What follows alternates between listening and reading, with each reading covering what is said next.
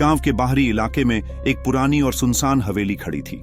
लोग कहते थे कि वहां अजीब अजीब आवाजें आती हैं और रात को रोशनी चमकती है, जबकि वहां कोई रहता नहीं था।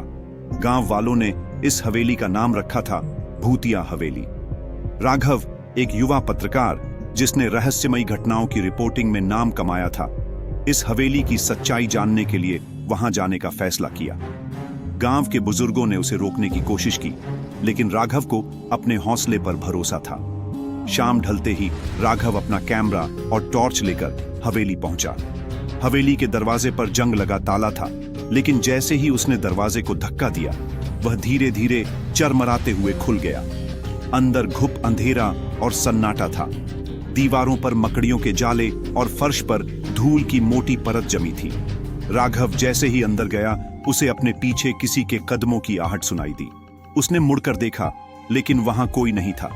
उसने इसे अपना वहम समझकर नजरअंदाज किया और हवेली के भीतर गहराई में जाने लगा।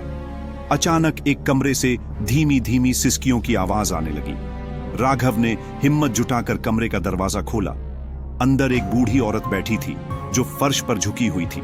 उसका चेहरा झुका हुआ था और उसके बाल बिखरे हुए थे। राघव ने कांपती आवाज में पूछा, आप कौन हैं? यहां क्या कर रही हैं? औरत ने धीरे धीरे अपना सिर उठाया। उसकी आंखें खून की तरह लाल थीं और उसका चेहरा इतना डरावना था कि राघव का खून जम गया। औरत ने धीमी मगर भारी आवाज में कहा, तुमने यहां आकर बड़ी भूल की है। यह हवेली अब तुम्हें कभी वापस नहीं जाने देगी। तभी हवेली की सारी खिड़कियां और दरवाजे अपने आप बंद हो गए।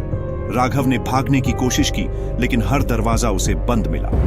औरत अब हवा में गायब हो गई थी, लेकिन उसकी भयानक हंसी हवेली में गूंज रही थी।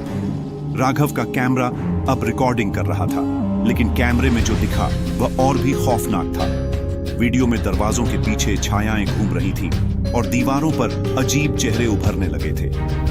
अगली सुबह गांव वाले राघव को ढूंढने हवेली पहुंचे, लेकिन वहां सिर्फ उसका कैमरा मिला। कैमरे की रिकॉर्डिंग देखकर गांव वाले सहम गए। उसके बाद किसी ने उस हवेली की ओर कदम नहीं बढ़ाया। उस रात के बाद से राघव का कोई अता पता नहीं चला। लोग कहते हैं वह हवेली के रहस्यों में समा गया। हवेली आज भी खड़ी है और रात को वहां से सिसकियों और हंसी की आवाजें आती हैं। क्या आप वहां जाने की हिम्मत करेंगे?